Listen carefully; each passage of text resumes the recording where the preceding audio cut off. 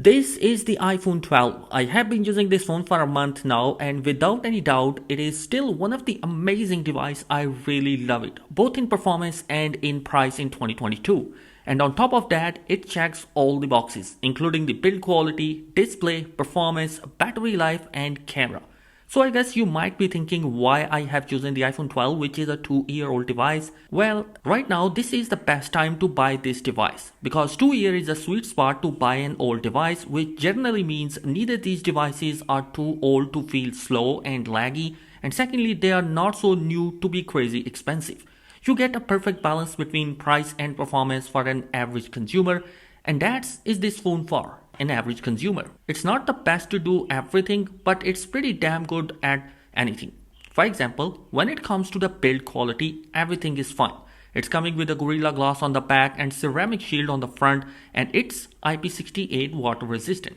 The only thing which you could complain about is the aluminum frame instead of the stainless steel, but most Android devices are coming with aluminum frame, so I think it will be fine because mostly you will be using cases on your device anyway. Now this one also looks nice. I'm a fan of this design. I think that the flat sides are actually better than the curved sides, and I think this blue color is pretty cool. Apart from this, we also have MagSafe and wireless charging support, plus it has a 5G. And if you are in the US, then you have a special millimeter wave 5G antenna on the right. But if you are not, then you will get this kind of a look. Well, does it matter? Probably not. I think basic 5G would be more than enough for most of the users. So guys, I feel we have all seen an iPhone at this point. This is pretty familiar iPhone. And what's more familiar is its screen. The phone has a 6.1-inch 1080p screen. It's get nice and bright, so easy to get used outdoor. It's sharp and color accurate, and most importantly, it's an OLED screen, which is pretty much better than the 720p LCD screen on the iPhone 11 has.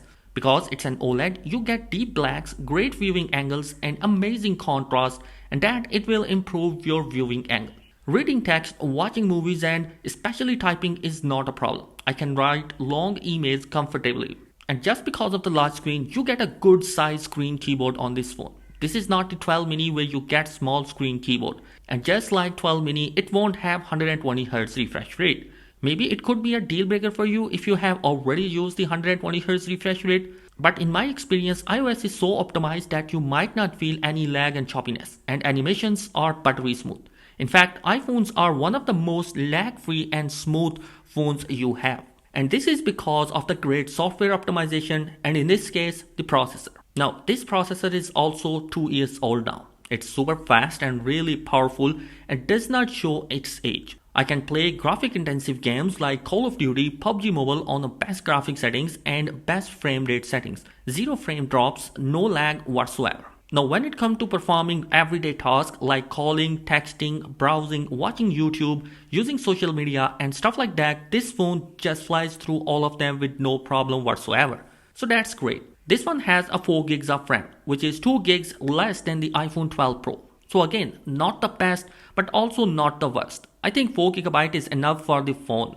iPhone normally have less RAMs than their Android counterpart, yet they still perform just as good if not better. And yes, having more RAM is a good thing, but I think you will be just fine with 4 GB of phone. Trust me. Okay, let's talk about the battery life. The iPhone 12 has 2815 mAh battery, which is actually a bit smaller than the iPhone 11 battery. However, because the phone has a newer and more efficient processor, the battery life on this phone is pretty good. Like I was able to get around 3 to 4 hours of screen on time with 40 to 50% of battery remaining each day.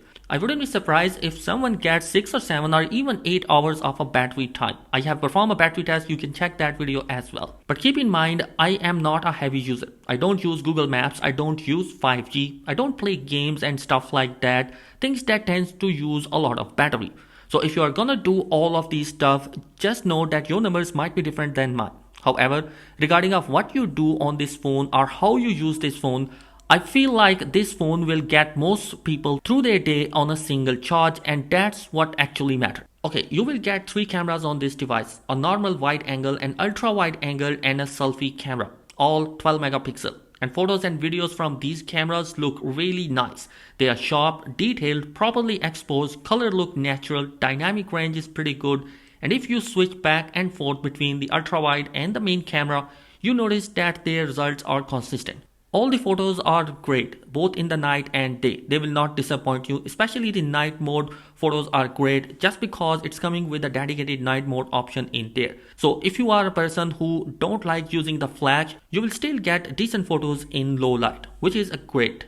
Portrait mode also works very well, despite the fact that this phone does not have a telephoto camera or even LiDAR sensor, which is what I believe the iPhone 12 Pro use. The selfie camera is also pretty good and it's nice and wide, which is good because it allows you to get more people in one selfie. But the most important question, should you actually buy this phone? And well, my answer is absolutely yes, without any doubt. If you wanted a phone which lasts you longer, at least 3 years, plus it has 5G support to future-proof yourself in a budget, then definitely I think this is a great option to you. I don't see any reason not to buy this phone. It's a great phone and the reality is that this is the best time to buy this phone. So guys, this is my opinion. Thanks for watching. I will see you in another video. Peace.